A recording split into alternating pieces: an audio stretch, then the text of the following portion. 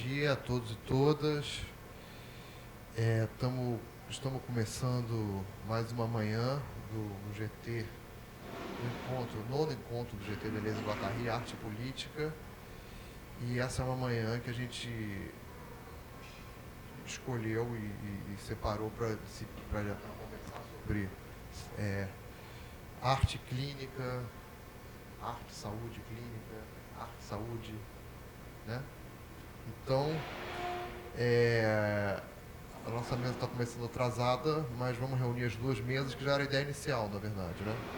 Então, eu vou chamar para a mesa as profissionais, pesquisadoras, terapêuticas, elas vão se apresentar melhor cada uma, tá? E que estavam na primeira mesa e o pessoal vai chegando, né? Então, primeiro, eu vou chamar Mariana Guimarães, da FRJ, senta ali, na mesinha, que vai apresentar, vai fazer a apresentação, digamos assim, apresentação, conversação, algo por aí, né? Desbordar como contraconduta, fios entre clínica e arte. Depois, Gabriela Cefati, Ateliê entre Aberto e Casa Verde. O tema da apresentação dela é o navio e a dobra do mar, o título, né?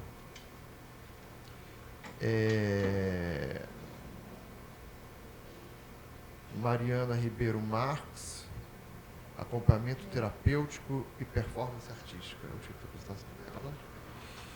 E Adelina, mas olha só, me perdoa, vê se você consegue ler.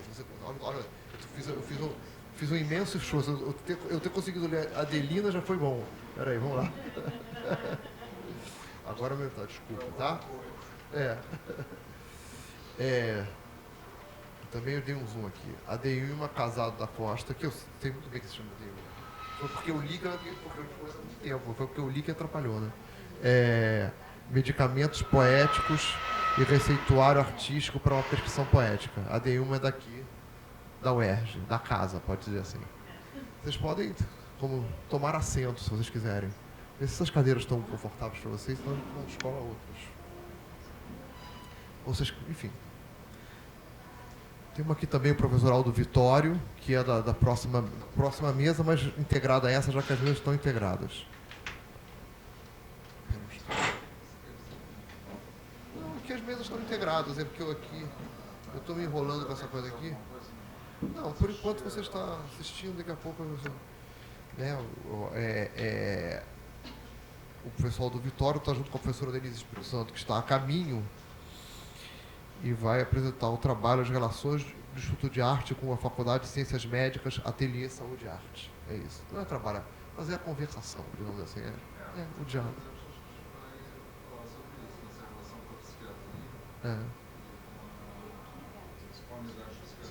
Isso. Isso.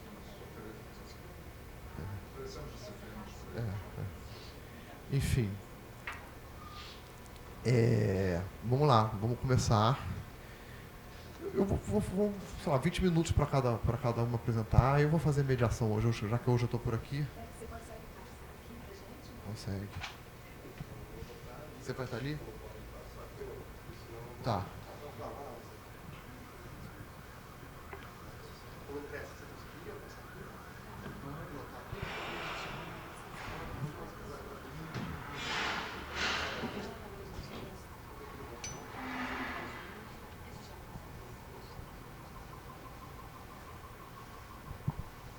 Acho que poderia dar uma apagada.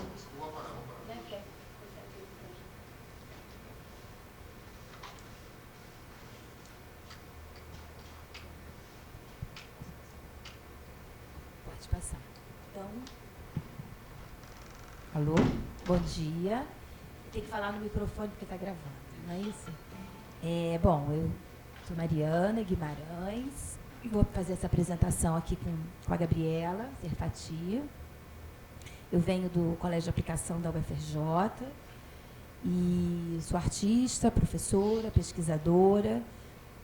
Bom, a gente fez um estudo aqui, uma possibilidade de começar lendo esse manual, antimanual, para desconstruir um barco de papel, que é um trabalho que vai ser publicado pela Jéssica Gugan, acho que na revista Mesa, a partir de um convite que a Jéssica fez o ano passado, para a gente fazer um trabalho na disciplina dela de pós-graduação, que se chamava Conchas, Bainhas e Peneiras.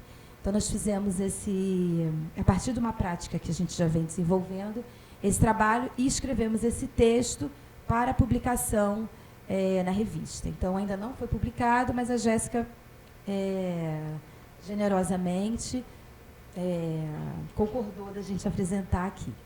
Então, é um manual, antimanual, para desconstruir um barco de papel. Então, a gente vai começar lendo, porque a gente vai fazer a nossa fala juntas, né? Bom. Todo abismo é navegável a barquinhos de papel. Guimarães Rosa. Abismo tem fundo, abismo sem fundo, abismo é fundo. Construo um barco de pano, navego no barco, observo a mim mesmo dentro do barco, encontro outro no barco. Encontros de pele mediados por um fio, uma agulha e um pano, objetos pontes que desfazem as cerimônias de apresentações e nos levam ao entre, ao meio, onde o encontro acontece. Todo barco de pano encharca, desfaz-se. O tecido resiste e guarda o vinco. A urgência do fazer impera sobre o que dizer. Gestos mínimos se misturam com gestos escandalosos, em uma sala cuja maior importância é colocar o fio na agulha para costurar um barco de pano. O barco é a dobra do mar, o mar de pele que se dobra em muitas navegações. Se enruga, se estica, se contrai, se curva, por ora um chão estável à procura de uma ilha para pousar, quando chega a encostar as areias. Vive um tímido descanso, suficiente para resgatar as alianças para a próxima dobradura. Quem e o que me navega? A tripulação define se me afogo ou se sobrevivo. A costura se faz frouxa, pontos abertos, fios soltos. O barco se sustenta com a ajuda das mãos de alunas, os artistas e de pacientes da Casa Verde, o que revela o inacabamento do encontro marcado pelo inesperado, por imprevistos que escapam a uma ordem. Os vínculos nascem desse jogo, despertando naqueles sujeitos um estado de brincar que afrouxa a presença para outros modos de criação. Como criar com alguém no primeiro encontro? Um verdadeiro estranho. Os atravessamentos, como gritos, vozes, inquietudes, corpos que se inquietam e se movimentam ao mesmo tempo, costuram e fazem parte do encontro. Uma real abertura à alteridade, a esse desconhecido. Há bordas, transbordas. Entre o barco e o meu corpo, a travessia. Ali estava o inconsciente, trabalhando com sua liberdade de ação e associação. Outro lado da margem. Remar juntos é partilhar. O brincar se junta ao fazer artístico sem nenhuma ilusão de totalidade.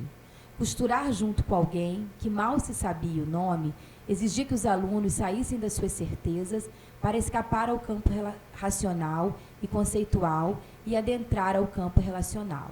Entre meu corpo e a travessia, há o desejo. O barco é o encontro.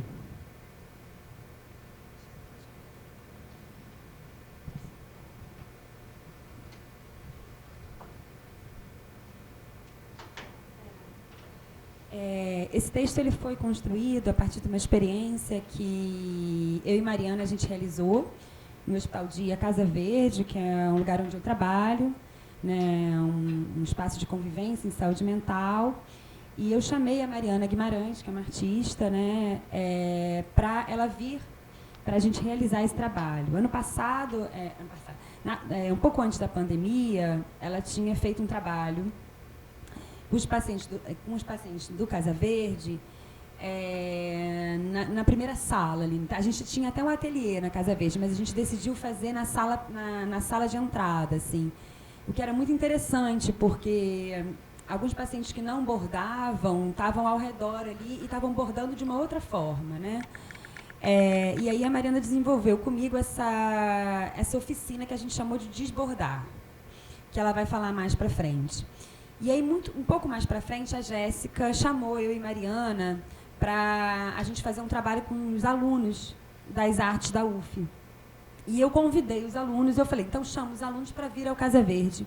E a gente vai organizar um encontro entre eles e os pacientes do Casa Verde. E eu e Mariana, a gente pensou nesse encontro que seria costurar um barquinho de pano junto. Não é mais um barco de papel, é o desafio de bordar e costurar um barco de pano. E esse desafio a gente tinha que ser feito em dupla, né?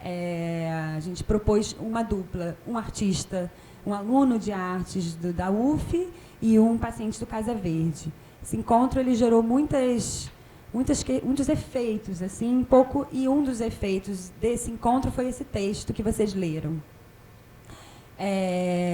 Que foi muito bacana, né? Colocar os artistas junto dos pacientes, e esse desdobramento produziu muitas coisas interessantes, inclusive, eu acho que até vale colocar as imagens dos barquinhos, né? Porque tem algo de inacabado, algo de precário, algo de frouxo, que é muito sobre isso que a gente fala nessa fronteira entre arte e clínica. E, enfim, partindo daí, né, dessa experiência que a gente foi fazendo, a partir desse trabalho de desbordar, a partir desse trabalho do desfazer, eu venho aqui um pouco trazer um pouco alguns pensamentos sobre essa experiência, né? E um dos pensamentos que eu venho trazendo aqui é um pouco essa relação entre arte e clínica, né?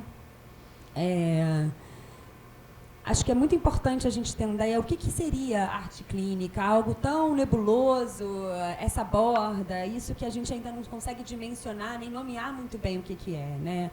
É algo que se passa muito na fronteira entre a clínica e a arte, né? Mas a arte e a clínica também não é arte-terapia. Então, o que seria isso da arte e a clínica? Arte-terapia é algo que perpassa, ao nosso ver aqui, a gente tentou diferenciar um pouco, perpassa por uma preocupação com o objeto, com o fazer, com aquilo que é feito, né? Com algo do manual, né? E terapia, assim, a palavra arte-terapia, terapia é tudo, né? Tudo pode ser terapêutico, né? O encontro num bar pode ser terapêutico, tudo pode ser terapêutico, né? Mas a clínica e a arte, ela ganha uma dimensão diferente, né? A gente pensa a clínica a partir de um conceito de clínica que vem até dos gregos, assim, que eles pensam a clínica como um conceito de origem dessa palavra que vem do klinamin, que é o inclinar-se ao outro, que é o olhar o outro, né? Se inclinar. Até o gesto que vem da própria medicina, né? O inclinar-se, o olhar para o outro, né? E aí a gente parte desse lugar, né? Do outro como alguém que a gente está olhando para pensar alguma coisa. E aí a gente tem... eu gosto muito de um pensamento que a Maíra Gertz, uma artista amiga nossa, trouxe, que vem também a partir da Sueli Ronick, que pensa a arte clínica como alguma coisa que não parte só de uma feitura de um objeto, mas parte de uma poética, né? Parte de uma linguagem. A arte e a clínica, preciso existir uma poética para que aquilo se dê, né? Então, a nossa preocupação nesses encontros é que a gente parta de uma poética, né? A Mariana, quando eu trago a Mariana para o encontro, eu trago a poética da Mariana. Eu não trago a capacidade da Mariana de bordar. Eu trago o pensamento e a poética que ela tem, né? Justamente nessa conceitualização do que é o desbordar, que virou um conceito. Então, eu queria muito trazer isso e trazer um pouco um lugar de onde a gente está partindo, né? Quais são as nossas parcerias, né? Acho que uma das nossas parcerias é a Sueli Ronick e uma outra é a Lígia Clark. A gente não pode deixar de falar dela quando a gente está falando dessa interface entre arte e clínica. A Lígia, ela tem um trabalho muito rico, acho que muitos de vocês conhecem, mas eu queria trazer, né, essa última fase da Lígia, né, no trabalho dela de estruturação do self, quando a Lígia começa, né, a pensar o objeto como algo não só a ser visto, observado, mas o objeto a ser relacionado, né, a ser experimentado. Né. Acho que a genialidade do trabalho da Lígia, como a Sueli fala, não é exatamente... A genialidade do trabalho dela não é exatamente ela trazer experimentação para a própria artista, mas a genialidade do trabalho da Lígia é quando ela traz o espectador para experimentar. E aí se dá a clínica, né? Aí se dá alguma coisa que parece a clínica. Né? E aí, quando a Lígia começa a instaurar na sua própria prática artística o que ela chamou de consultório experimental, ali no final, né? Ela começa a experimentar os objetos relacionais. Não sei se todo mundo conhece o trabalho da Lígia, então acho que vale falar, né? Ela começa a experimentar os objetos relacionais dela, como um saquinho de plástico com água, um saquinho de plástico com areia, um saquinho de isopor, né? Um tubo, que ela chamou de respire junto. São objetos muito cotidianos, muito próximos da nossa vida, que ela traz para a arte, no sentido de que ela começa a fazer desses objetos não mais um fim, mas um meio. E eu acho que aí que estaria um pouco a arte e a clínica. Os objetos eles estariam a serviço da relação, do encontro. Não mais o objeto como um produto a ser exposto. Não que isso não possa acontecer, né? Não que isso não possa vir a acontecer, mas essa não seria a nossa grande preocupação. E a Lígia, lá no final do trabalho dela, eu estou tentando resumir muito, né? Partindo um pouco, todo mundo conhece a Lígia, mas a Lígia, partindo do final do trabalho dela, quando ela começa a aproximar muito a arte e a clínica, nesse híbrido entre arte e clínica, algumas pessoas do universo da arte começaram a chamar a Lígia de terapeuta. Inclusive, a própria Sueli traz isso, que ela viu a Lígia como terapeuta, né? E aí a Sueli traz depois, não, mas eu discordo, porque eu acho que, na verdade, a Lígia não estava querendo ser terapeuta. A Lígia queria, na verdade, permanecer nessa fronteira entre a arte e a clínica. Tanto que, na verdade, nem a Sociedade de Psicanálise aceitou a Lígia. Para a psicanálise, a Lígia era uma artista, para os artistas, a Lígia era uma espécie de terapeuta. Então, ela ficou num certo limbo, e que é nesse limbo que a gente está partindo hoje. Né? Vamos aprofundar esse limbo, vamos alargar esse limbo, desdobrar esse limbo em linguagem. E aí, recentemente, eu tive com o Lula Vanderlei, num curso que ele deu, e aí, no final do curso, ele apresentou os objetos relacionais da Lígia Clark. E aí eu perguntei para ele, Lula, esses objetos são da Lígia? Aí ele falou, olhou para mim, assim, com uma cara de quem está me criticando, assim, olhou, tipo... Ele falou, Gabriela, a Lígia não é um objeto, a Lígia é uma linguagem. E eu fiquei com isso muito forte para mim. E aí eu pensei assim, bom, conversando com a Mariana ontem, a gente entendeu que Lígia não é nem uma linguagem, Lígia é um devir. Devir Lígia Clark, né? O que seria essa força, esse devir Lígia Clark, que a gente ainda tem o legado dela e a arte ainda tem muito a aprender com esse devir Lígia Clark, né? Principalmente no que ela traz como conceito de arte, estado de arte sem arte, que é um conceito muito importante da Lígia, onde ela... O que seria estado de arte sem arte? Né? Eu acho que quando a Lígia fala sem arte, não é exatamente sem arte, mas é sem a obrigação do objeto de arte para que a arte aconteça. Né? E aí ela traz esse conceito, que eu acho que se aproxima muito da teoria de Deleuze e Guattari, né? Que eu acho que é uma ideia de uma produção de um modo de existência. Né? Da arte está muito mais próxima à construção de uma existência, à produção de uma subjetividade no seu processo de criação, no seu processo de produção, do que a arte no seu processo de criação de um objeto. Então, esse estado de arte sem arte é muito desse lugar que a gente está partindo. Né? É desse lugar que a gente empresta algo da Lígia, e a gente até brincou ontem, né? O que seria o estado de clínica sem clínica? Né? Será que a clínica também não precisa se repensar, né, e se alargar a ponto de também se desfazer um pouco de uma identidade clínica, né, uma identidade rígida do que é ser clínico? Né? Então, depois eu vou falar um pouquinho das experiências do Ateliê Entreaberto, que é um trabalho que eu estou desenvolvendo, e a Mari agora vai falar um pouquinho da experiência do ateliê Desbordar. Né? Então, quando a Gabriela me convidou, a gente tinha acabado de fazer uma exposição juntas, e foi uma experiência muito bacana, porque foi uma exposição em torno de 15 artistas, né, mais ou menos, na Gávea, no espaço na Gávea, e a Gabi trouxe uma contribuição muito importante, né, que ela traz a dissertação de mestrado dela, onde ela estuda as histéricas, e faz uma escrita menor, né, sobre o corpo das mulheres histéricas, um trabalho muito incrível. Quando eu me debruço sobre esse texto, encontro ali localizado, né, que uma das, vamos dizer assim, uma das possibilidades de abertura que ela vai conceituando na dissertação dela para esse corpo histérico, inclusive contemporâneo, essa corpa, né, histérica, né, é a produção em relação, né, à Ariadne, é a produção de um fio que seja um fio elástico, quer dizer, que é um fio que vai negociar, né, que vai estar em negociação, né? E me interessou muito esse olhar para o fio elástico, né? E aí a gente começou essa conversa, que é uma conversa sempre infinita, né? Porque a gente nunca conclui, a gente só vai abrindo desde então as nossas interlocuções, as nossas construções. E, bom, eu tenho essa pesquisa com o fio, que é uma pesquisa que tem 20 anos.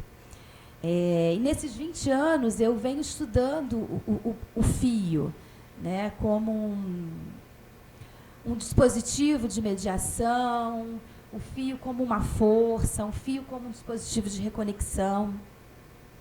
E ontem a gente conversando, né, à noite, antes, né, de pensar o que nós vamos conversar lá, né, a gente até brincou que é um estado de bordado sem bordado também.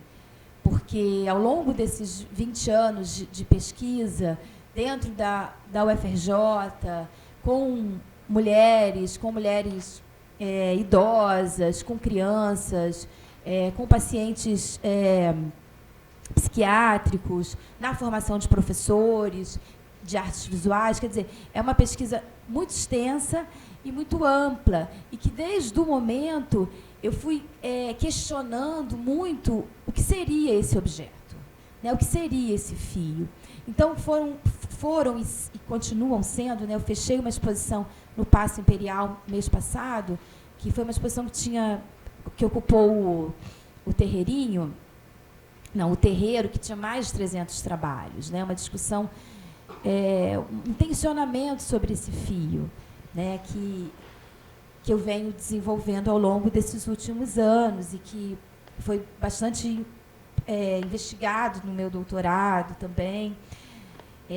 Mas o que é esse fio?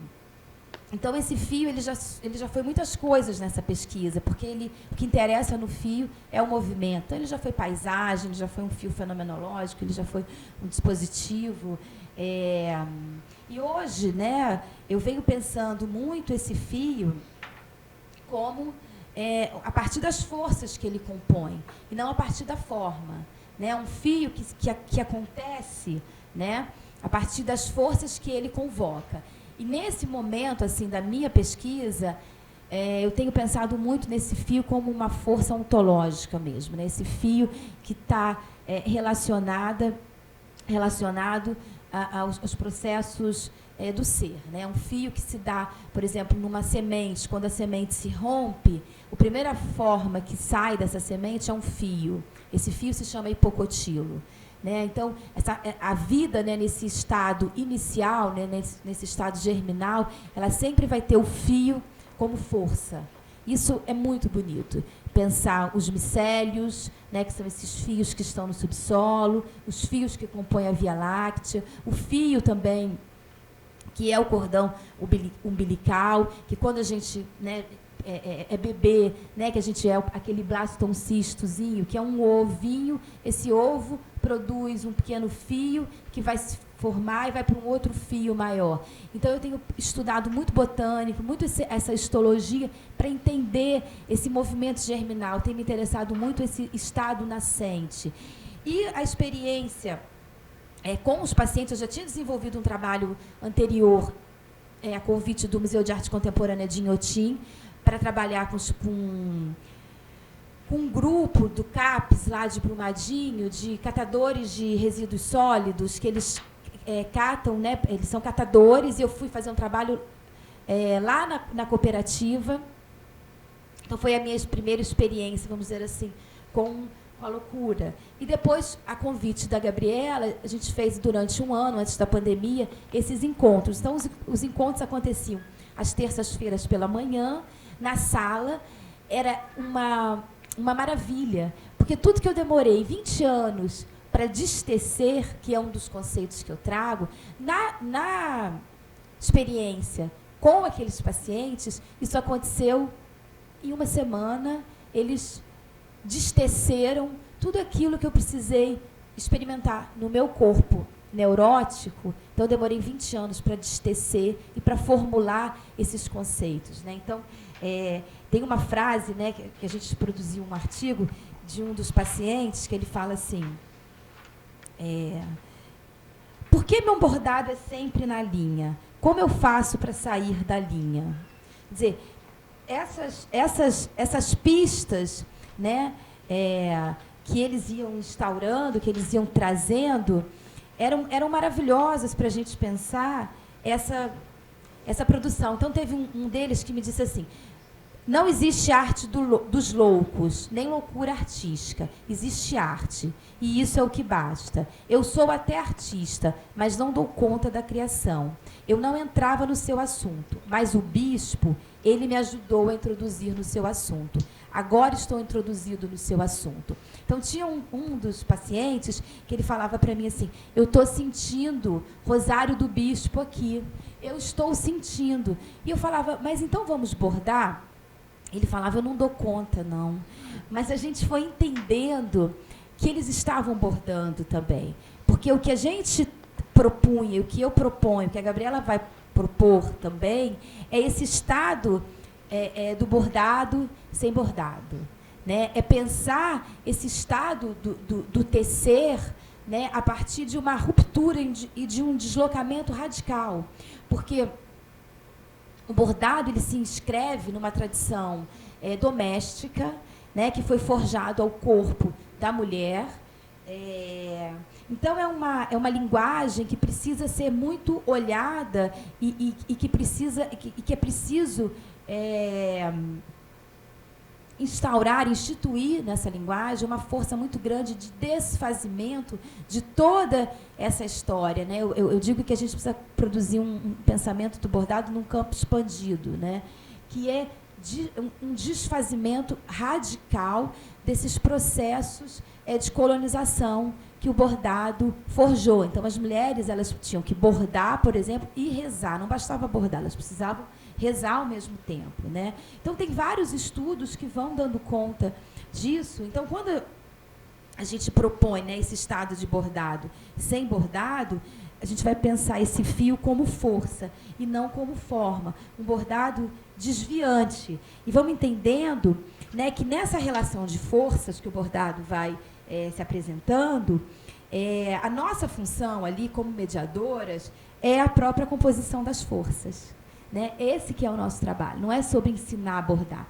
Eu trabalho há 20 anos com isso e jamais ensinei alguém a bordar, né? Eu acho que como um paciente falava, e eu acho que eu e Gabi, no final, a gente entendeu que a nossa função ali era colocar a linha na agulha, né? Que eles falavam, eu não dou conta de ver, eu não dou conta de ver, né? Eu não dou conta de fazer. E todos ficavam na sala, e às vezes tinha um lá no canto que não estava bordando, mas ele estava bordando, porque ele estava totalmente em conexão com o Rosário do Bispo, né? Então, ele sentia, ele fala, eu estou sentindo que Rosário do Bispo está aqui nesse momento, e ele está me explicando o que vocês estão fazendo, né?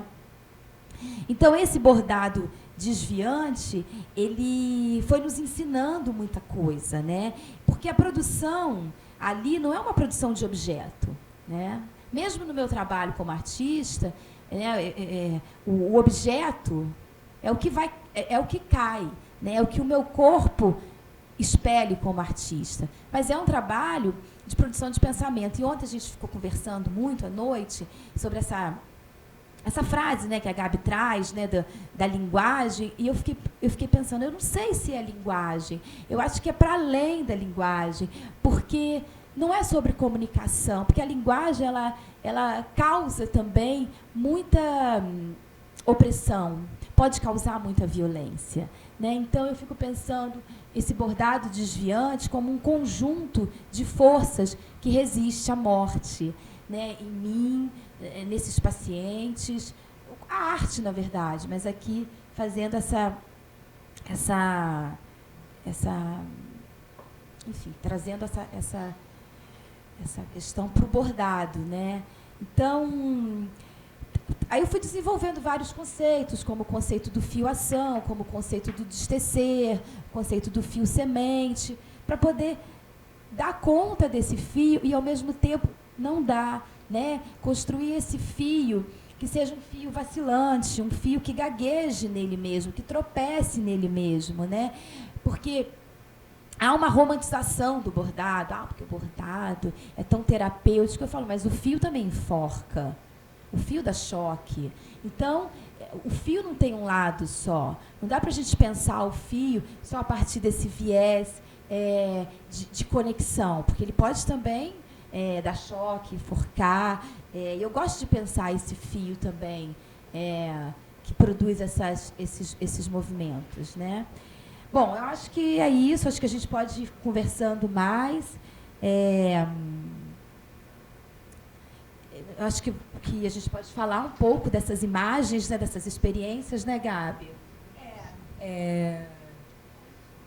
Eu acho que tem uma coisa bem...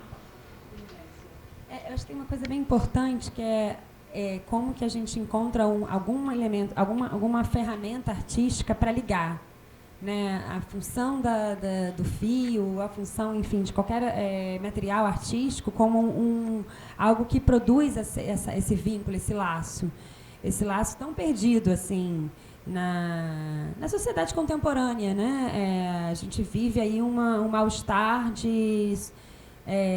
um mal-estar solitário, né? Então, como que a gente encontra nas ferramentas artísticas uma via de conexão, uma via de entrelaçamento? Então, todo o trabalho que a gente vem fazendo não tem sido um trabalho individual, tem sido um trabalho em grupo, né? Tem sido uma forma de produzir comunidade, produzir microcomunidades, né? Então, esse trabalho que a gente está mostrando, né, tem aí o fio, então a gente fazia algumas proposições, a partir de algumas... A gente levou algumas artistas, né, Ana Maria Maiolino, a gente levou algumas artistas que trabalharam, Bispo do Rosário, alguns artistas que trabalharam com a ideia de bordar e desbordar, principalmente, e a proposta é que a gente estivesse em uma roda fazendo junto, né? Assim como eu falei do barquinho de pano, sendo bordado e costurado, que era um desafio para todos que estavam ali, porque muitos não sabiam fazer aquilo. O desafio tomava conta daquelas pessoas e elas se deparavam com o inacabamento delas mesmas. Elas também não sabem fazer tudo. Então, nessa interrogação, era preciso pedir para o outro ajudar. Então, à medida que a história ia ficando difícil, o outro chega, né? O outro aparece, né? Eu acho que quando o desafio é lançado, ele não é lançado à toa, né? Bordar um barquinho de pano faz com que o outro precise estar chegando junto. Então, era um outro, era um terceiro. Então, todo mundo estava junto ali tentando a mediação do objeto para que aquele encontro se acontecesse, né? Então, eu acho que são imagens que a gente pode deixar, né, e são fundamentalmente práticas de proximidade. Fundamentalmente práticas de proximidade. É nesse lugar que interessa a arte para a gente e é nesse lugar que a clínica está para a gente, né? Acho que a clínica muito nesse lugar da escuta, do acolhimento, né, disso que a Mari falou, da condução de forças, né, de ajudar as forças a encontrarem um caminho de vibração e de vitalidade delas mesmas, né? Enfim, a gente está vivendo um momento que as forças estão muito perdidas e sendo transformadas em forças reacionárias. Então, como diz Nietzsche, né? Como toda força reacionária já foi uma força ativa em algum momento. Então, como retornar a encontrar a sua força ativa para não encontrar o caminho das forças reacionárias.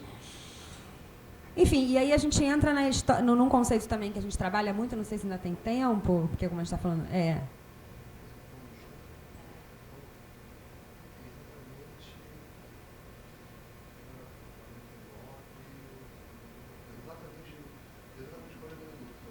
Já deu?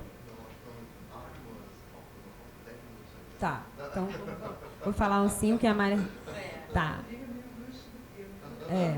Mas é um conceito que a gente...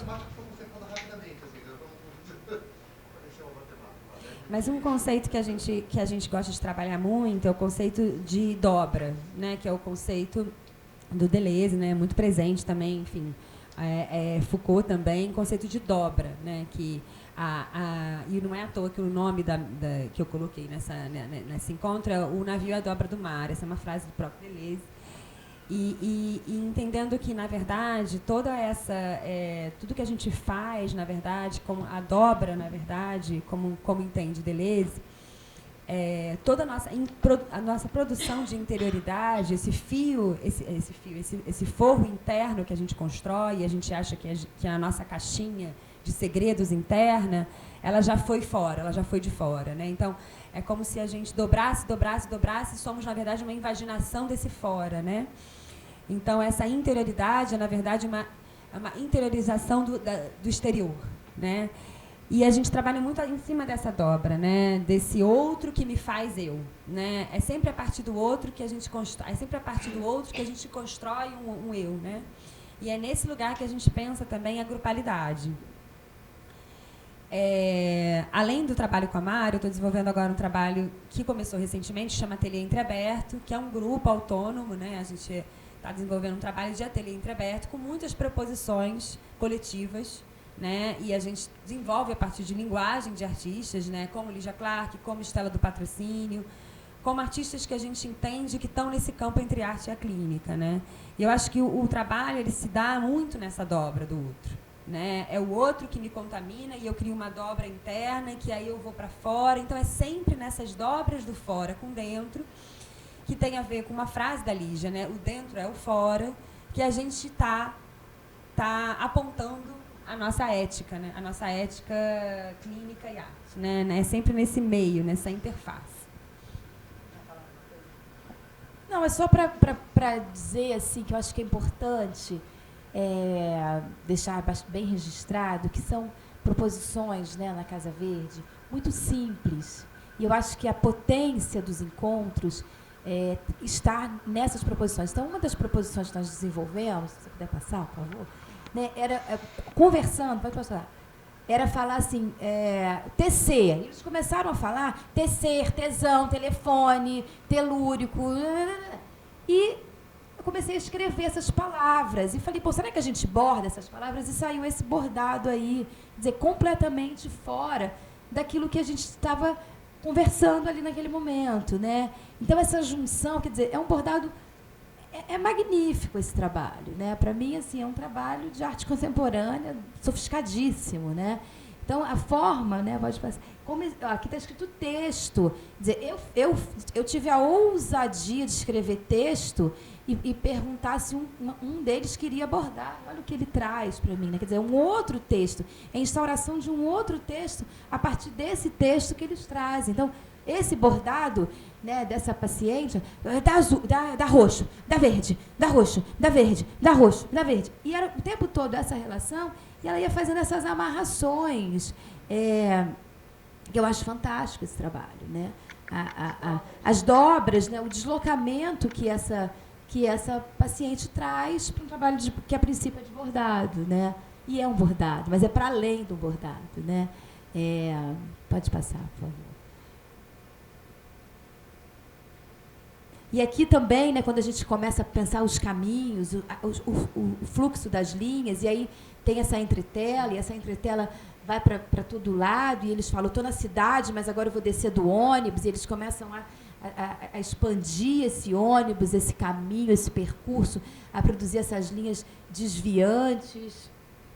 E aqui esse trabalho, né, que é muito simples, né, que essa paciente começa a contar uma história, começa a tentar produzir, né, uma história de árvore, e aí ela traz essa árvore, quer dizer, ela faz o contorno. Quando ela produz esse contorno, eu acho muito interessante essa borda que o bordado traz, né? Bordado vem de borda, né? Quer dizer, ele faz um dentro, mas é porque tem um fora também, né? Então é muito... Olha essa baleia, né? Quer dizer, É muito... E é esse bordado amassado, é esse trabalho que vai... Mas tinha uma coisa legal também que para alguns era baleia, para Sim. outros era... Fala no microfone. Tinha uma coisa muito legal, enfim, até eu vi um pouco com essa questão da Gestalt, né? Que para uns era baleia, para outras era um saco, né? Então a gente ficava também brincando, tipo, o que é para você? A gente não dava o nome, né? Claro que um deles deu, mas no final a gente ficava tentando abrir também, né? Sem nomear. Né? Mas é baleia? Mas será que é baleia? Isso aí, para ele é outra coisa. Então tinha essa possibilidade de uma nomeação sem nomeação, sabe? Como esse bordado não tem uma linha de continuidade muito definida, assim, né? Eu acho que a linguagem bem esquizo que aparece aqui, esse afrouxamento da linguagem que aparece a partir do bordado, também a nomeação podia se abrir muito, né? Podia ser uma baleia, podia ser muitas coisas. Então isso também era muito legal, a gente fazia uma brincadeira, né? Desse lugar. Não, e nesse dia uma paciente se levantou e falou, eu preciso ir no banheiro porque tem uma baleia dentro de mim, eu preciso evacuar essa baleia. Quer dizer, então isso abria para muitas possibilidades, né?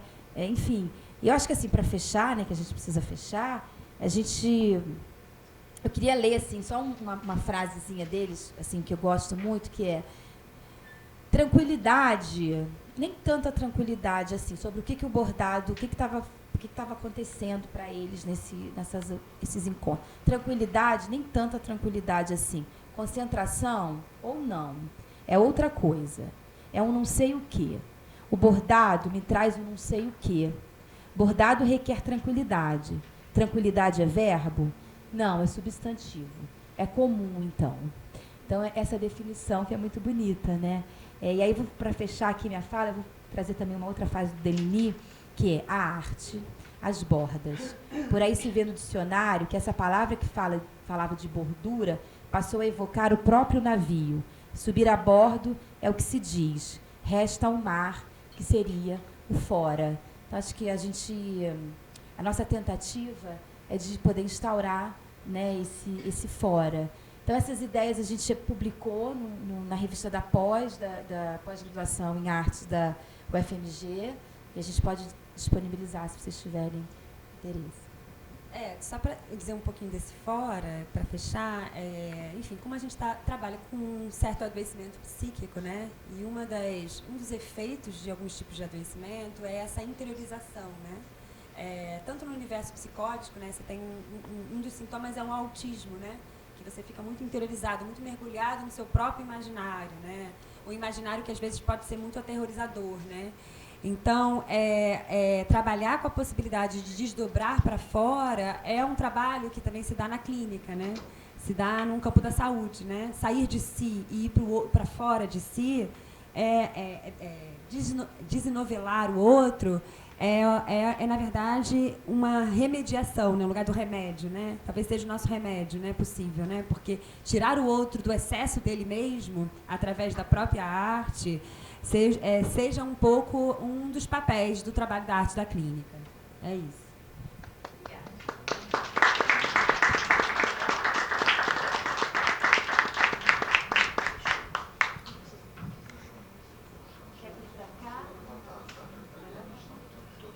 Gente, ó, só para explicar uma coisa.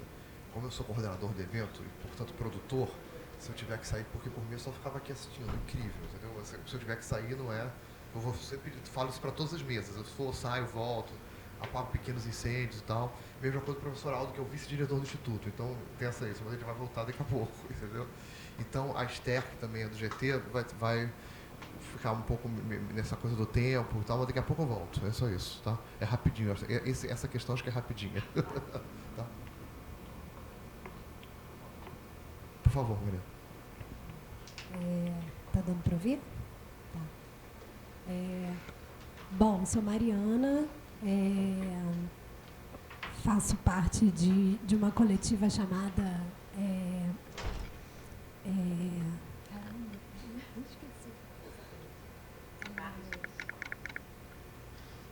que doideira. Não faz mal, vai voltar. Enfim, tô bem contente em voltar aqui na UESC. Foi a primeira universidade em que eu pisei em 2002, no curso de filosofia. E vi que teve até uma homenagem ao James, né? Tive a sorte de ser aluna do James e do Gerd. Foram figuras que marcaram bastante assim, o meu percurso. E, enfim, acabei não me formando na filosofia, migrei para a psicologia.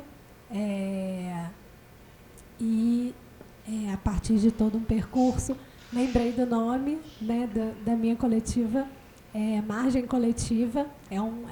Uma coletiva recente de psicólogos, em que a gente tem pensado alguns atravessamentos entre arte clínica, temos pensado também sobre o acompanhamento terapêutico. E esse trabalho, na verdade, é um trabalho que foi pensado há uns 5 anos atrás e foi atravessado pela maternidade. Então, ele teve uma parada e, nesse momento, eu tenho retomado algumas coisas. A proposta é uma proposta de investigação desse encontro entre o acompanhamento terapêutico e a performance artística contemporânea, a partir do corpo, da produção de subjetividade, pensando o AT, né, para quem não conhece, é um dispositivo clínico que se realiza fora do espaço privilegiado do consultório, a partir do corpo e de suas relações com o campo social. A performance, por outro lado, pode ser pensada como uma forma de expressão artística que se utiliza de diferentes meios expressivos e na qual a participação direta do público. Então, pensar um pouco como esse encontro pode expandir os limites desses dois campos, né? Pensando de alguma maneira apoiada na Sueli Ronick, que se inspira muito no pensamento do Deleuze e Guattari, como fazer frente a essa produção serializada das subjetividades, né? Pensando os objetos de incidência dessas duas práticas, como a subjetividade, a corporeidade e seus instrumentos de trabalho, né? O corpo, os afetos, o encontro, o movimento, a cidade, numa zona de vizinhança entre a clínica, a arte e a vida. Então, a ideia é que esse encontro possa problematizar esses regimes de serialização, buscando ferramentas para sustentar novas formas de subjetivação ancoradas na ativação do corpo sensível, por meio da instauração de espaços de experimentação que possam funcionar como uma política de resistência a essa produção serializada. Então, eu vou contextualizar de alguma forma aqui um pouco, vou pedir desculpa para ler um pouco esse trabalho, vou contextualizar o surgimento do acompanhamento terapêutico e tentar pensar alguns deslocamentos possíveis em relação ao campo da clínica, que o acompanhamento terapêutico instaura. Acho que é interessante dizer que tanto o acompanhamento terapêutico como a performance, talvez seja até melhor que a gente pense em estéticas performativas, são duas práticas muito híbridas e de difícil enquadramento. Então, são duas práticas que, dentro de seus campos de origem, de alguma maneira já produzem esse deslocamento, né? Em relação ao AT, os precursores do acompanhamento terapêutico podem ser identificados nos movimentos antipsiquiátrico, da psiquiatria democrática e da psicoterapia institucional, surgidos na década de 50 na Europa e nos Estados Unidos. Félix Guattari, Jean-Henri, René Leroy e Georges Lapassage na França. E aí eu acho que a gente precisa incluir também o Deligny, Franco Basaglia na Itália, Tosquelli na Espanha, David Cooper, Ronald Lang, Maxwell Jones na Inglaterra e Sais nos Estados Unidos são importantes representantes desses movimentos. Na América Latina, o AT aparece no fim da década de 60, principalmente na Argentina e no Brasil. O caráter político desse dispositivo estava na construção de um novo discurso e de um outro lugar social para a loucura, a partir da afirmação de sua constituição histórica como doença mental. Tem uma conexão aqui com o que a Gabi falou em relação à própria concepção de clínica, que se apoia mais no lugar da produção de desvios do que nesse outro lugar da inclinação, né, do clinamen. Então, a gênese do dispositivo do AT colocava em foco os sintomas não de uma suposta doença mental endógena, interiorizada, e sim os que são fruto da violência e da exclusão social. Dessa forma, pensava-se a reinserção dos loucos na rede social por meio da mudança do próprio estatuto da loucura na sociedade. À medida que a prática do AT vai se consolidando como dispositivo terapêutico inserido no campo de uma clínica da subjetividade, há um movimento crescente de formação e de produção teórica.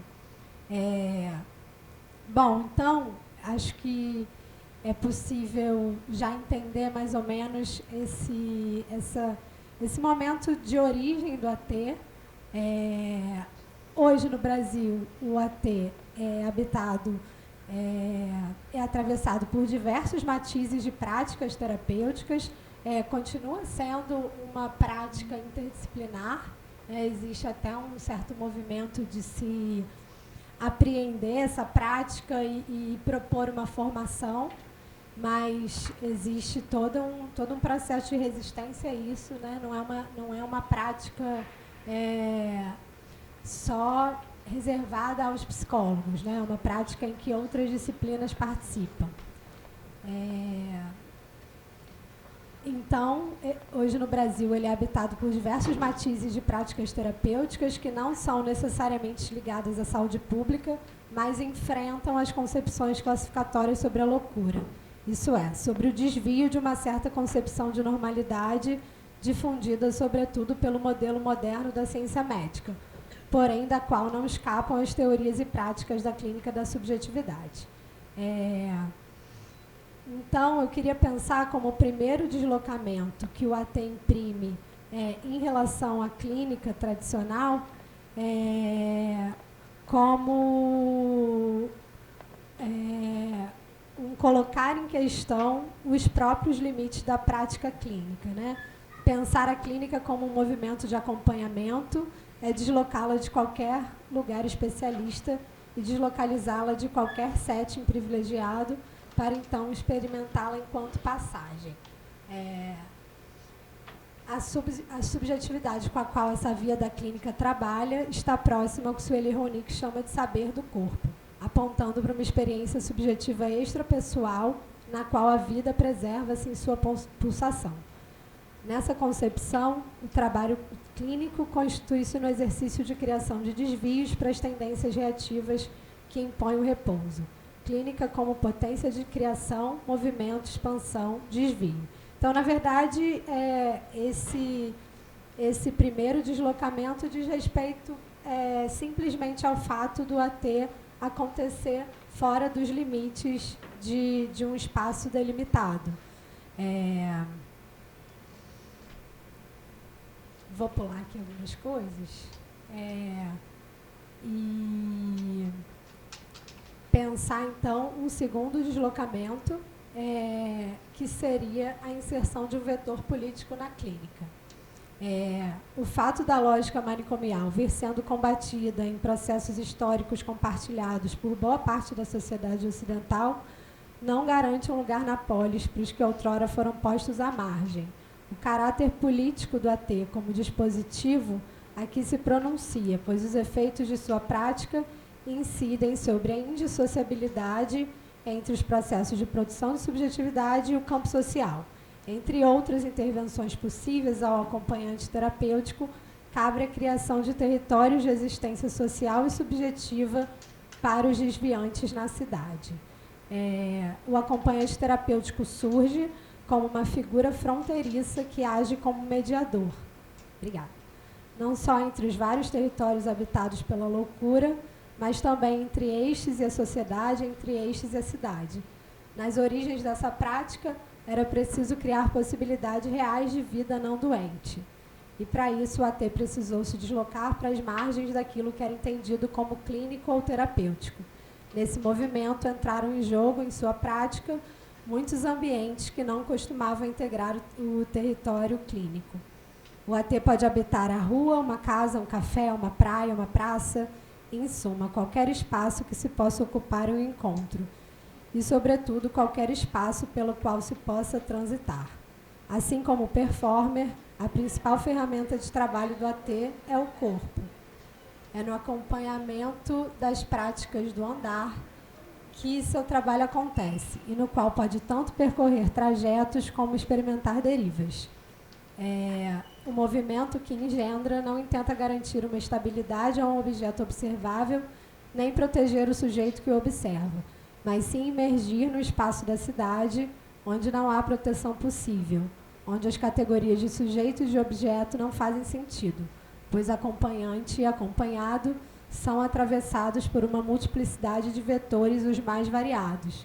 Então, na verdade, quando se sai para a cidade, os próprios lugares de acompanhado e acompanhante, que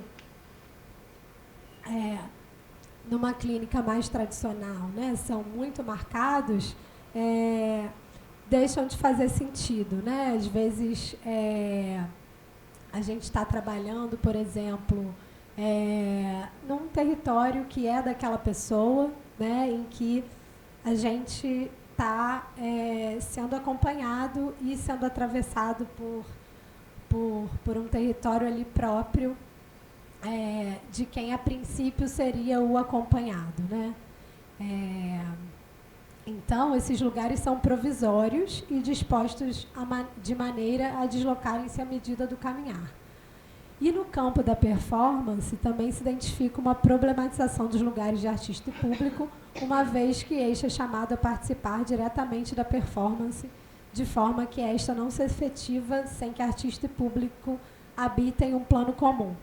Então, de certa forma, acho que pensar um pouco também, né, como a clínica sai de dentro desse espaço asséptico do consultório, e como nas artes também existe um movimento que pode se avizinhar, né, que é o movimento da performance saindo do museu, né, e chegando na cidade onde todos esses atravessamentos são possíveis. E, por fim, um último deslocamento em relação ao AT seria o caráter experimental dessa prática, né? A intervenção do AT está na construção de redes que revitalizem a subjetividade e reativem o corpo sensível, de modo que territórios de vida possam vir a ganhar consistência. A experimentação acontece no corpo daquele que o pratica, como uma ativação de certa habilidade para apreender elementos que possam compor essas redes e provocar outros caminhos, novas bifurcações para uma existência. A Sueli Ronick afirma que no AT não há garantia de verdade ou cientificidade, uma vez que a prática clínica instaurada por essa modalidade de intervenção implica uma apreensão do problema singular que se coloca em cada contexto no qual se é chamado a intervir, correndo-se sempre o risco de fracassar, o que torna essa prática uma arte da invenção e da experimentação. Como referência, apenas uma ética, aliar-se às forças da processualidade. É no exercício experimental de uma função que incide nos emperramentos da processualidade potencial do desejo que o acompanhante terapêutico trabalha, ocupando uma espécie de nomadismo permanente, instaurando, portanto, o que Ronick chama de uma clínica nômade. Eu vou, então, entrar um pouco no campo da performance e pensar alguns atravessamentos da performance em relação ao AT.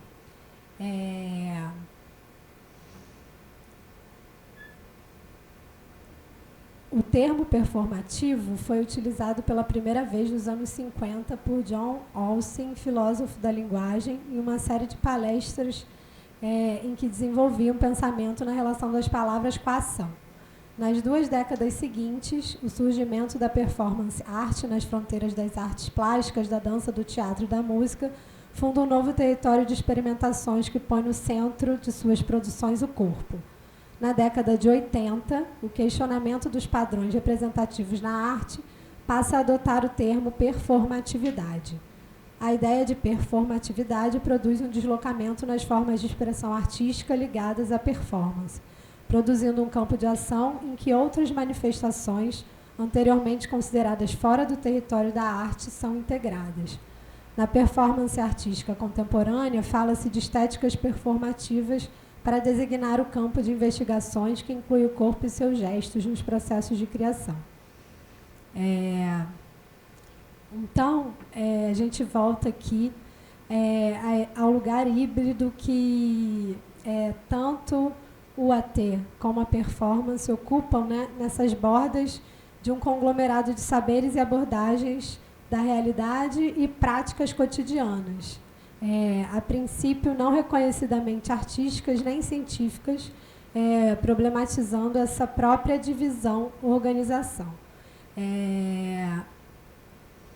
O Schettner, que é um dos teóricos que eu usei para pensar a performance, indica que a gênese da performance art está relacionada justamente a esse questionamento das fronteiras entre modalidades artísticas consideradas em sua independência.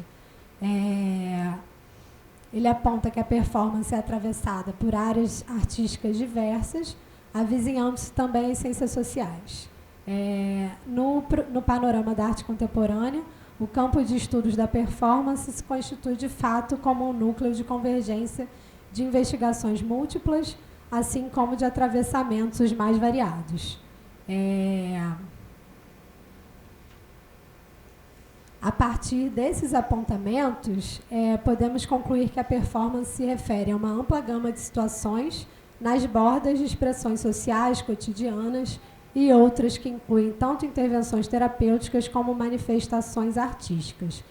Então, um outro atravessamento possível entre a performance e o AT é o caráter político-comunitário da performance, presente na diversidade de possibilidades de experimentação no espaço entre arte e vida.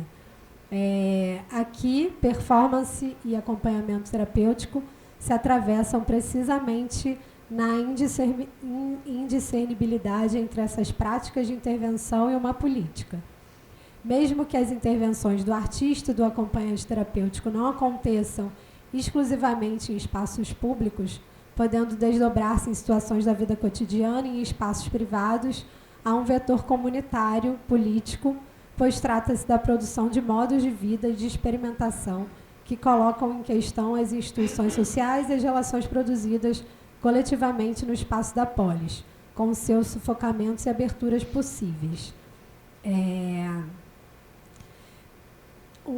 A partir desse atravessamento, a gente também pode pensar como o corpo adquire centralidade nas duas práticas, né? Em relação à performance, o corpo ocupa um lugar central, não por sua possibilidade ficcional ou representativa, como um signo da performance, mas como realidade material. No desenvolvimento da noção de performatividade, passa-se de um corpo portador de significados, de um corpo semiótico, para um corpo real que ocupa o espaço. De maneira semelhante, no acompanhamento terapêutico não se trata mais, como no modelo da psicanálise tradicional, de se escutar um sujeito e interpretar seu discurso com o intuito de desvelar uma trama subjetiva de significados, mas de colocar o próprio corpo no centro da intervenção e assim lançar-se na criação de um corpo novo, produzido pela composição com outros, na medida em que se constrói um território comum de experimentação. Assim, o acompanhante já não está mais no lugar daquele que detém a ferramenta ou a técnica necessária para que um determinado fim seja atingido, mas sim daquele que se conecta a processos de ativação do corpo sensível, enredando outros corpos na construção de um território comum. Na performance, o espectador também não está mais no lugar daquele que observa, mas como um elemento fundamental para a criação performativa, uma vez que a ação, intervenção, só se conclui quando há um compartilhamento espaço-temporal que torna os participantes cúmplices de algo e, portanto, falos construtores de comunidade.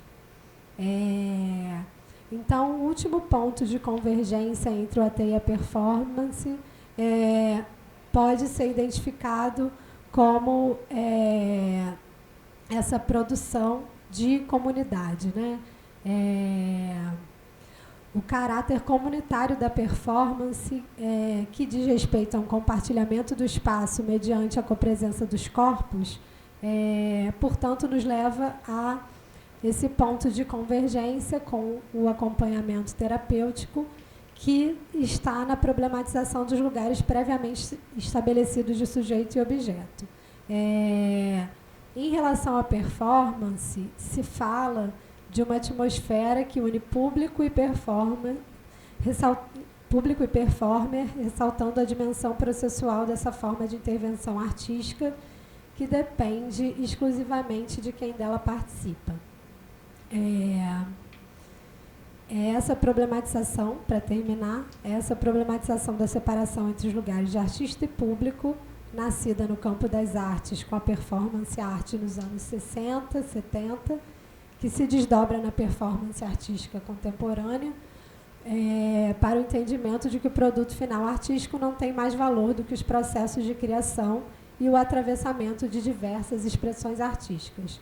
No campo da clínica, o acompanhamento terapêutico vai para a rua em um movimento de desestabilização dos lugares de sujeito e objeto, problematizando a ideia de neutralidade e destituindo o consultório, o setting, do lugar que ocupa como espaço privilegiado de intervenções baseadas em um referencial representativo da linguagem, para colocar no centro o corpo sensível como campo imbricado com as forças do mundo que o afetam. Então, se trata justamente de pensar a exterioridade na clínica, né? Como a Gabi falou, pensar a própria interioridade como uma dobra, né, desse fora.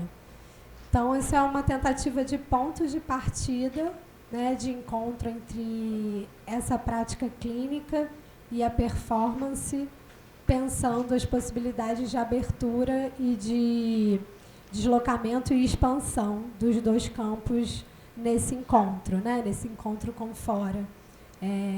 Tanto de cada campo de estudos, como com fora em relação às próprias práticas, né, ao modo híbrido como elas se dão.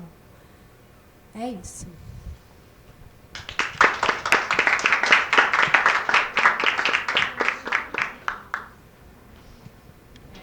Bom dia a todos. Meu nome é Deilma Costa, sou mestrando em artes pelo PPG Artes, né? E eu vou apresentar a minha pesquisa, só que a apresentação não está na área de trabalho. Então, vou precisar de ajuda.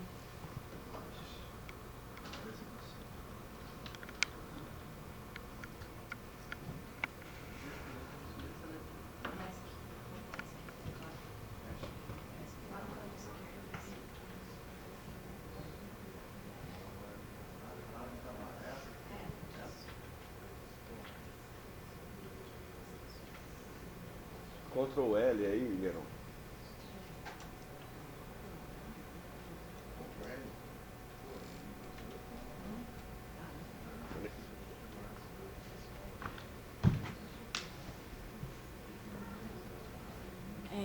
A minha pesquisa do mestrado se chama Medicamentos Poéticos, Receituário Artístico para uma Prescrição Poética. Pode passar, por favor. Então, a pesquisa se dá a partir de oficinas artísticas, né, que são chamadas de medicamentos poéticos receituário artístico, né, que consiste na construção de simulacros de medicamentos e bulas receituários pelos participantes. E o que eu chamo de ambientes não formais de ensino são ambientes que são fora da escola, mas que não deixam de ser educativos, como centro de saúde, galeria de arte, etc. E esse espaço que foi feita essa oficina foi no Espaço Travessia, no Instituto Nice da Silveira, que já funcionou uma enfermaria e já teve internação, né? Já foi um manicômio. E agora é um espaço de arte, né? Que tanto os usuários do espaço como também pessoal de fora, artistas, curadores, historiadores e também artistas de fora também interagem ali no espaço. E essa oficina ela foi aplicada nessa instalação do Marcelo Vale, que é coordenador do espaço, já tomou seu remédio hoje. E a partir dessa construção desses simulacros, podem surgir diversos assuntos, né, como algo no ambiente social, econômico, político e até pessoal da pessoa.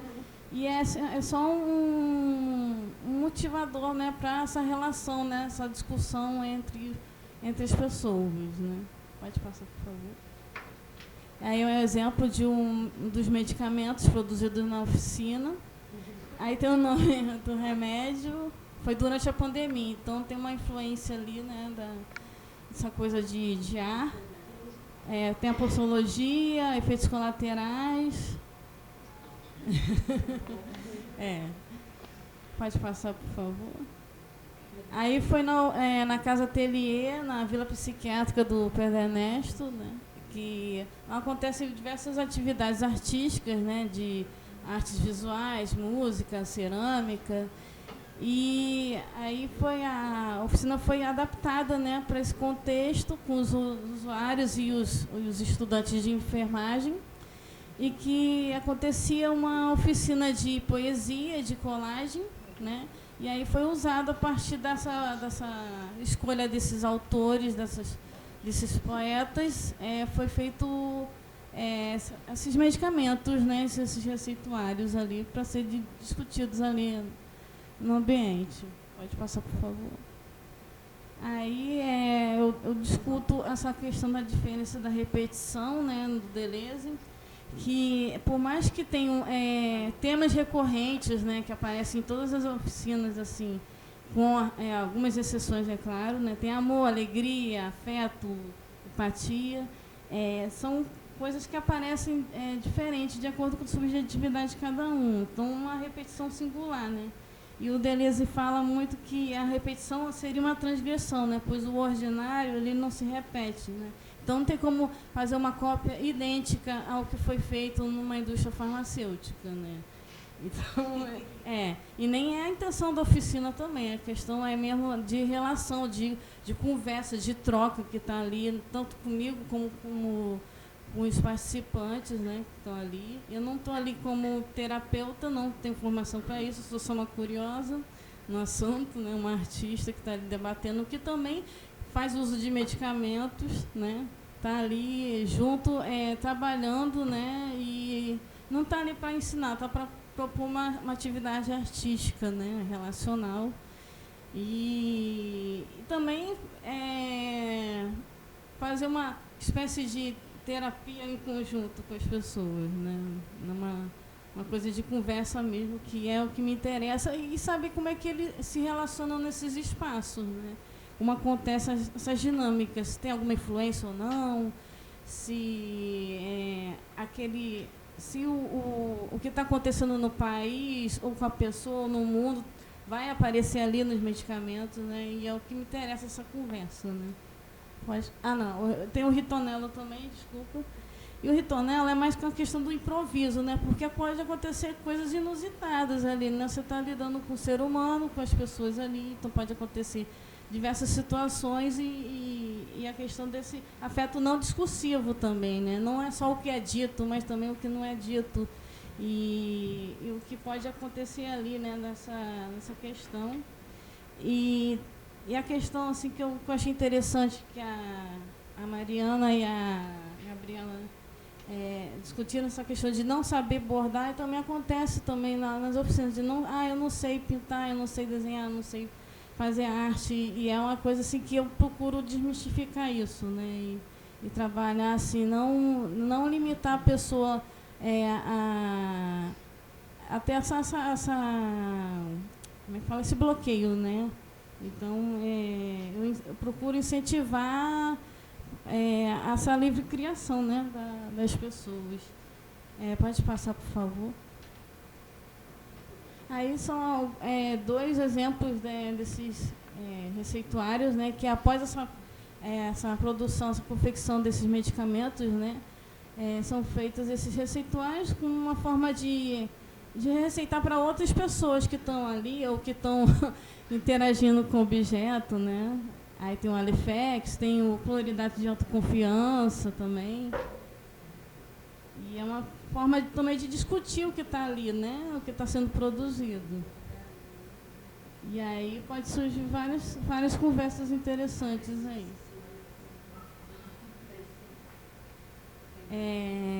E pode passar, por favor. Aí foi esse ano, né, foi a convite de uma psicóloga que foi lá no Espaço Travessia, que viu uma exposição, né, que eu participei, né, e aí se interessou, entrou em contato comigo, e eu fui lá no Centro de Assistência Psicossocial de Maricá, e assim, foi uma surpresa, né, tanta gente apareceu assim, eu não esperava tantas pessoas, foi bem desafiador, né? Porque para você ter essa coisa de dar atenção para o outro, então foi uma coisa que até foi legal por esse lado, que um teve que ajudar o outro que estava ali do lado, né? Não só com os materiais, né? Com ideias e tal, né? Foi bem interessante, assim. Eu normalmente apresento meus trabalhos, dou uma contextualizada e aí depois eu proponho as atividades, né? Então foi bem interessante nesse sentido, né? E a questão dessa vibratilidade, eu encaro assim, de acordo com a Ronique e com o Gattari, né? Essa coisa de reagir a esse ambiente, né? Que antes era algo opressor, né? Algo assim limitador, e que com essa luta antimanicomial está sendo libertadora. Não está sendo a pessoa vai ali só para se tratar, mas ela está ali para se expressar também de alguma forma. E esse corpo vibrátil, ele pode transformar um ambiente que era assim, como eu falei, opressão, em algo positivo, né? Que pode ajudar nessas interações, né? De transformar esses locais em algo assim que pode ser uma afetividade positiva, né? E a questão da esquizoanálise né, bem assim, uma análise, né, lógico, mas uma experiência de potência criativa, né, numa perspectiva cartográfica, de transformar esses modos diferentes de se organizar no mundo de acordo com os desejos e afetos coletivos, né? E pegar esse inconsciente imaginativo e transformar em trocas de saberes, né? Ramificados, né? Como o Deleuze e Guattari chamam de rizoma, nessa coisa de abrir essa ramificação para produzir outras epistemologias, né? Não hegemônicas, né? Que a esquizoanálise, ela rejeita essa limitação que a vida impõe a gente no sistema capitalista, né? Que essas exigências limitadoras que podem ser arbitrárias, né? E controladoras, né? E podem silenciar vozes de grupos assim que socialmente, né, minoritários ou não, dentro dessa coletividade, né? E essas máquinas que eles dizem desejantes podem transformar esse mundo em algo mais produtivo, melhor, né? Talvez possa ser até uma certa utopia, mas se a gente não tentar fazer algo a respeito, nunca vai mudar, né? Pode passar, por favor. Aí são alguns resultados, né? Tem aqueles recorrentes que eu falei, tem alguns diferentes também no meio, que geraram bastante resultados. Esses remédios, assim, a maioria das vezes ficam nos locais que eu aplico a oficina, e alguns ficam comigo, mas hoje eu não trouxe porque eu fiquei com medo da chuva, né, molhar os medicamentos. Isso bem interessantes mesmo, assim, de ver pessoalmente. Pode passar, por favor. E aí são algumas referências que eu usei. Pode passar. Tá aí o contato, quem quiser acompanhar minha pesquisa pelo Instagram, AD Costa Arte, para simplificar, porque o meu nome é complicado mesmo de falar, né? Então fica AD Costa Arte e o e-mail. Obrigada a todos.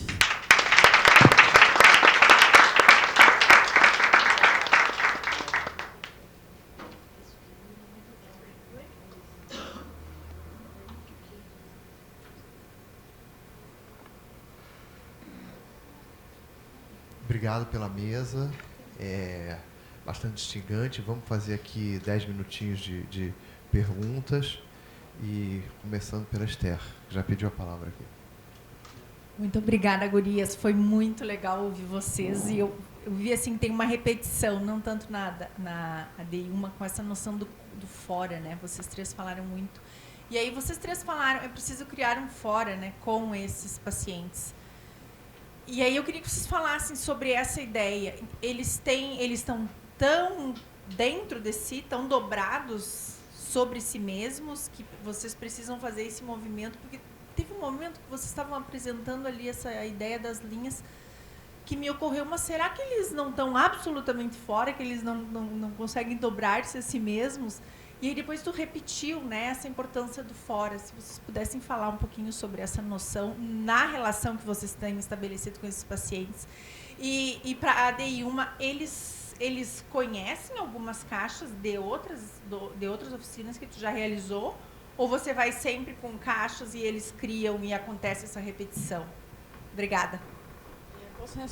A resposta dela, a pergunta é mais rápida. É assim, eu já levo as caixas já em branco para não influenciar mesmo nessa questão. Para poder mesmo surgir resultados diferentes do que estão acostumados, né? Porque todo mundo tem remédio em casa. Normalmente os usuários desses locais fazem uso desses medicamentos, né? Então, eu não mostro nada para não dar spoiler. Não gosto de dar prévia nisso, não. Eu gosto de chegar com a surpresa mesmo e ver o que acontece. E mesmo assim repete? Sim, acontecem as repetições, né? E ultimamente eu tenho feito algo diferente, que eu estou trabalhando a partir dos sonhos, das aulas sonhos da Sandra Mara Corazza. E aí, a partir desses sonhos, né, desejos, pode ser algo onírico ou não, e aí as pessoas trocam entre si e fazem o remédio do sonho da outra pessoa. Entendeu? Aí eu não trouxe aí porque eu fiz assim, não fiz no espaço de saúde, né? Fiz no espaço aqui, fiz na UERJ, fiz em exposições também isso.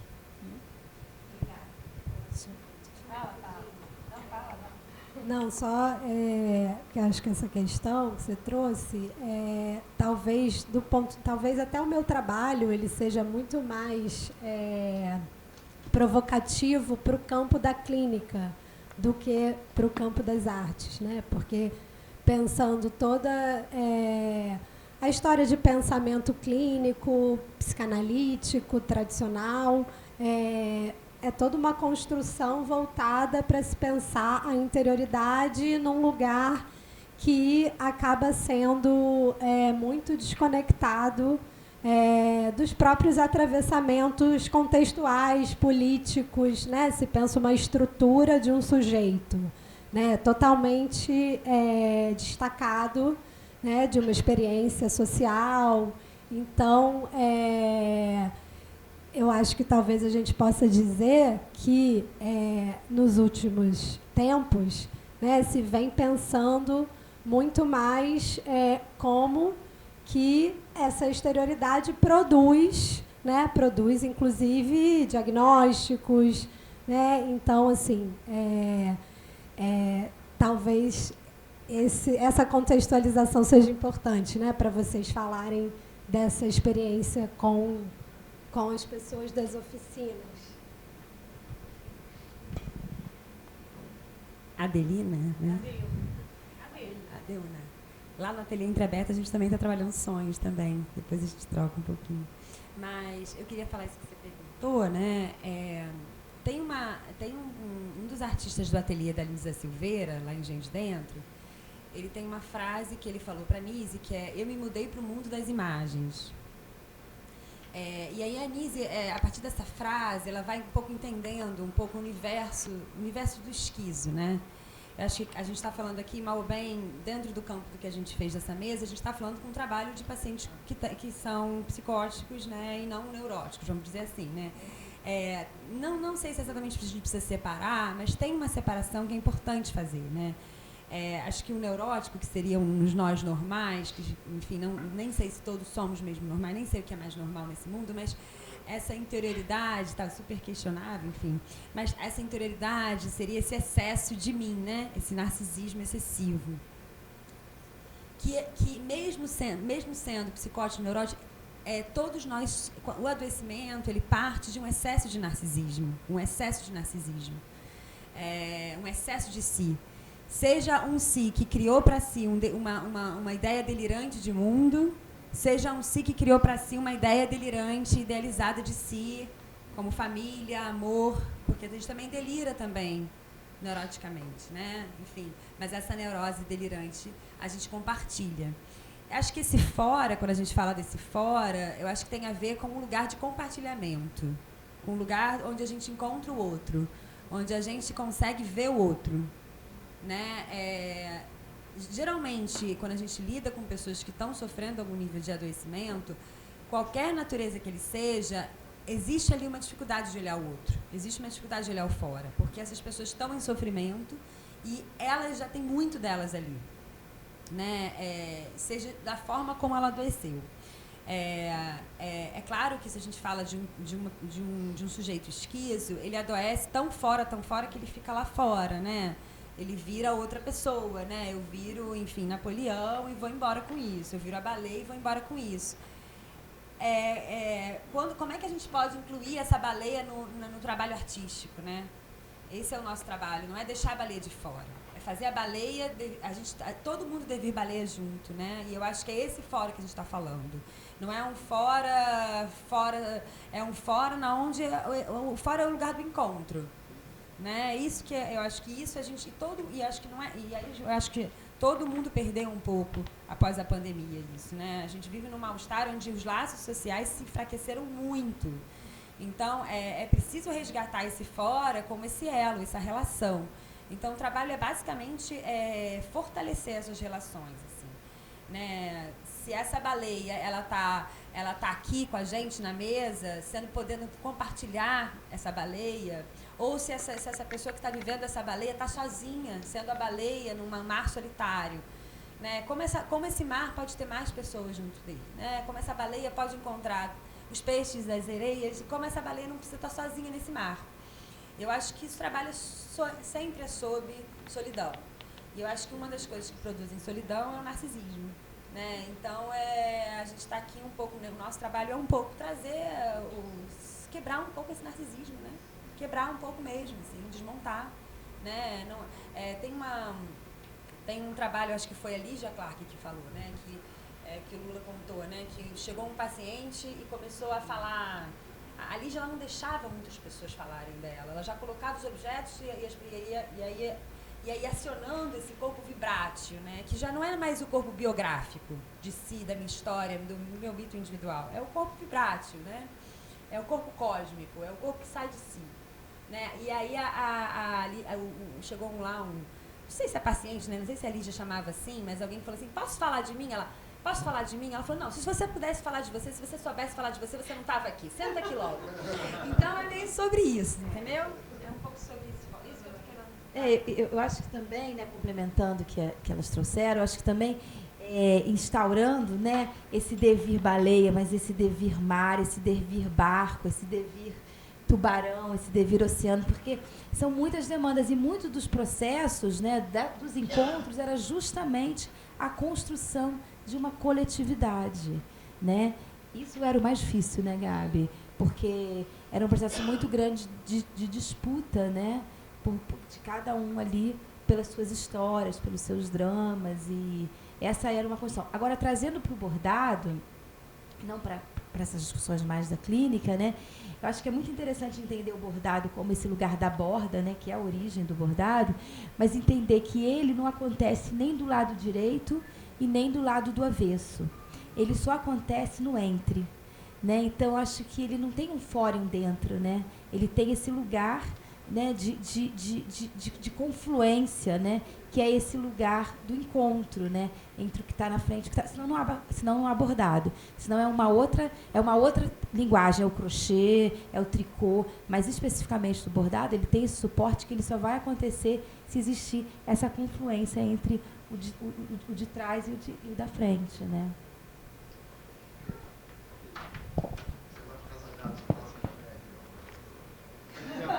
É que eu acho que você não estava aqui quando a última vez que eu falei, deu confusão. Sim.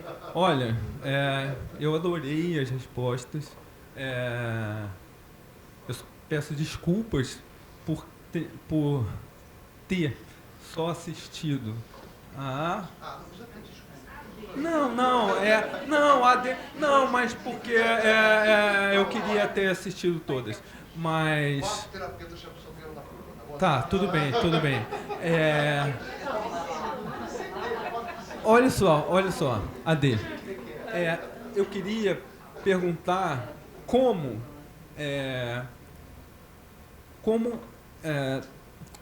você estrutura os objetos, né, e as pessoas, e a relação com cada pessoa ou com um grupo de pessoas, enfim, como se dá esse entre, tá?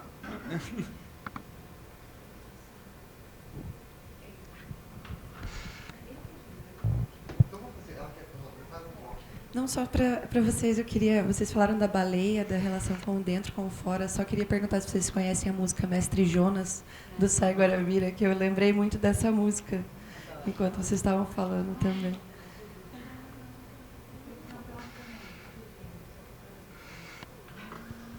Se vocês fazem supervisão do dever disso que acontece nesse momento, sei que não é clínica, obviamente, né? Mas se vocês têm aonde levar isso, assim, fiquei... Então, como se dá essa estrutura toda é bem diferente em cada local que eu vou aplicar, né? Por exemplo, numa exposição, por exemplo, fiz o Olha Geral, que é uma exposição que tem dos graduandos aqui, né? Licenciatura em Artes Visuais, todo ano tem, e aí eu participei ano passado porque eu estava terminando o bacharelado e estava no mestrado. E aí eu fiz essa oficina do lado de fora, na abertura, e foi bem dinâmico. Foi uma coisa assim, tipo, fast food. Né? A pessoa chegava, fazia e colocava lá dentro da galeria, no Cândido Portinari, foi ali na frente. E aí, no Espaço Travessia também foi a mesma coisa, né? A pessoa chegava, fazia e tal... E eu levava lá para o espaço positivo. Já na questão dos centros de saúde, essa coisa foi mais direcionada, mais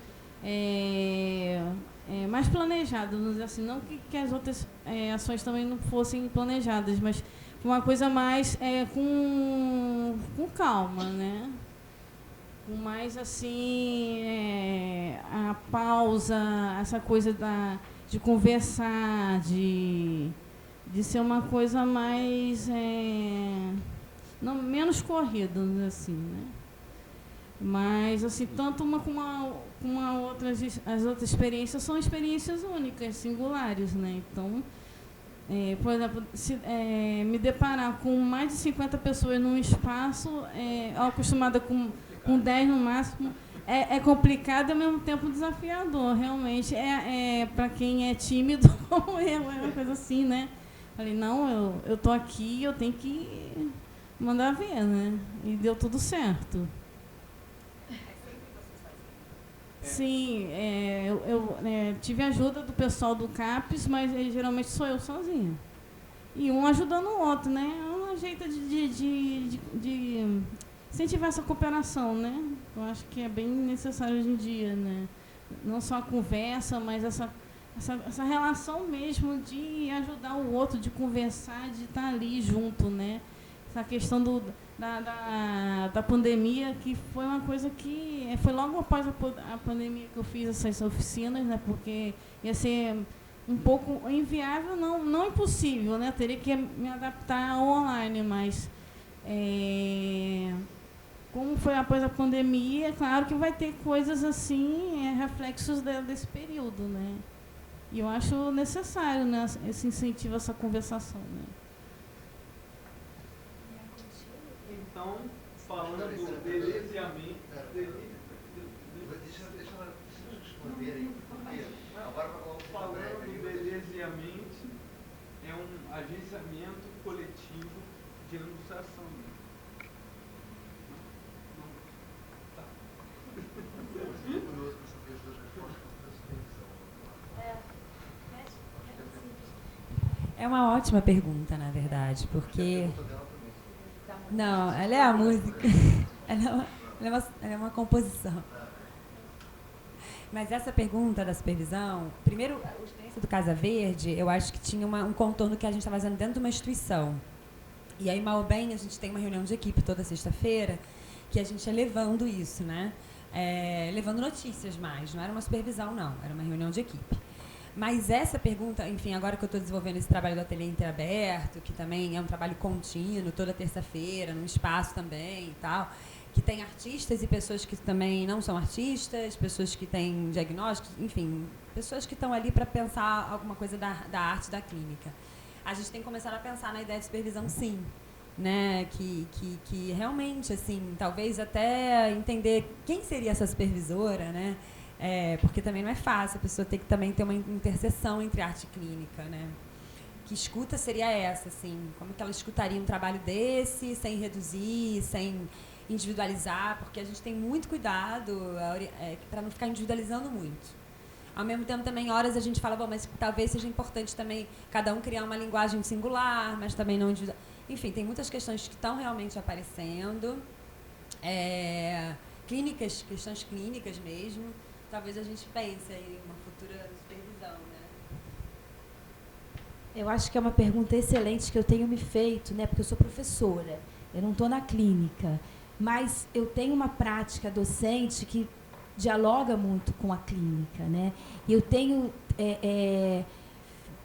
separado, né, um momento muito importante da minha terapia, pensando na supervisão dos meus estudantes, dos orientantes, e tem sido muito incrível essa relação, e tenho tratado muito disso com a minha terapeuta, e isso está se desdobrando num projeto na UFRJ, que é pensar por que o professor ele não tem uma supervisão, que eu acho que é fundamental que a supervisão ela aconteça também, não só com o psi, mas também na educação.